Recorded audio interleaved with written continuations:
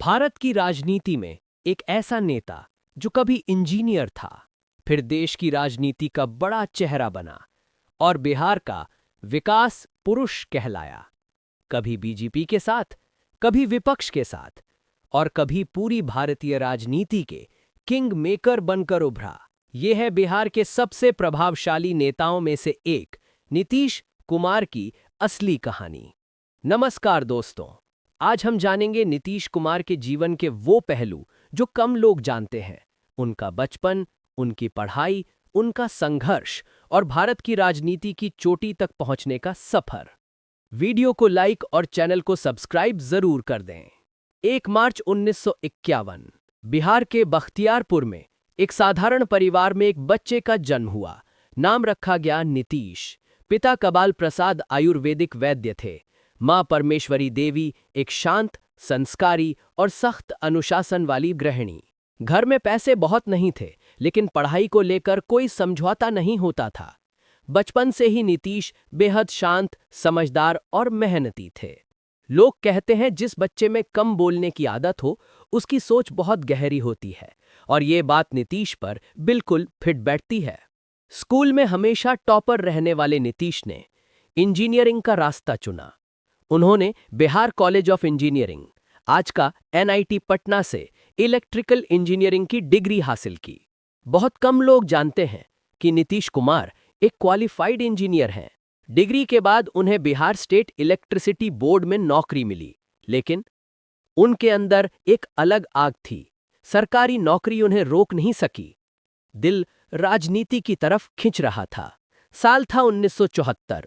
देश में चल रहा था JP आंदोलन, जिसने पूरी भारतीय राजनीति की दिशा बदल दी। इसी आंदोलन में एक युवा चेहरा सामने आया, नीतीश कुमार।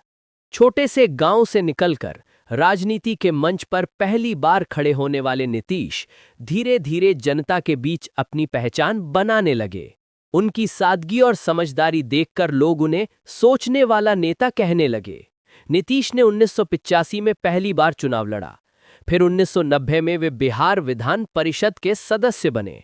उनकी छवि साफ थी, भ्रष्टाचार से दूर, काम पर ध्यान और जनता के बीच हमेशा उपलब्ध। धीरे धीरे वे बिहार के उभरते नेताओं में गिने जाने लगे। देश की राजनीति में नीतीश का उभार बहुत तेज था। केंद्र में उन्हें कई महत्वपूर्ण मंत्रालय मिले, कृषि मंत्रालय, सरफेस ट्रांसपोर्ट और सबसे बड़ी जिम्मेदारी रेल मंत्रालय। रेल मंत्री रहते हुए उन्होंने सुरक्षा और सुधार पर जोर दिया। रेलवे के आधुनिकीकरण और सुरक्षा सुधारों के लिए उन्हें पूरे देश में सराहना मिली। यही वो दौर था जब नीतीश को राष्ट्रीय राजनीति में एक मजबूत और ईमानदार चेहरा माना जाने लगा। साल 2005 बिहार की राजनीति में एक बड़ा बदलाव आया। नीतीश कुमार पहली बार बिहार के मुख्यमंत्री बने। पहले ही कार्यकाल में उन्होंने कानून व्यवस्था और सड़कों पर सबसे ज्यादा ध्यान दिया। बिहार में रोड कंस्ट्रक्शन, गर्ल्स एजुकेशन और पंचायत स्तर तक विकास योजनाओं के लिए नीतीश की काफी तारीफ हुई।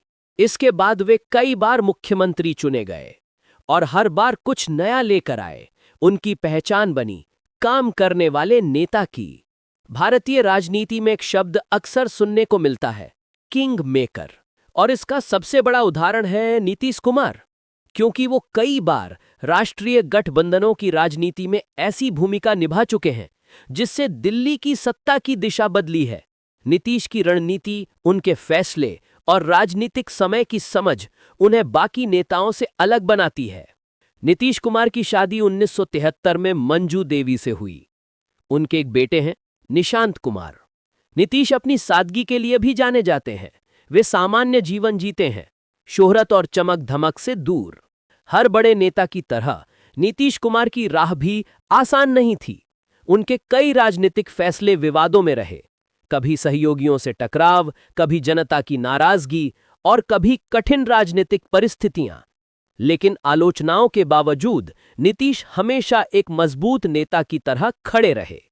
यही उनकी पहचान है, मतलब की राजनीति नहीं, समय की राजनीति। दोस्तों, ये थी इंजीनियर से लेकर बिहार के सबसे सफल नेताओं में से एक, नीतीश कुमार की प्रेरणादायक कहानी।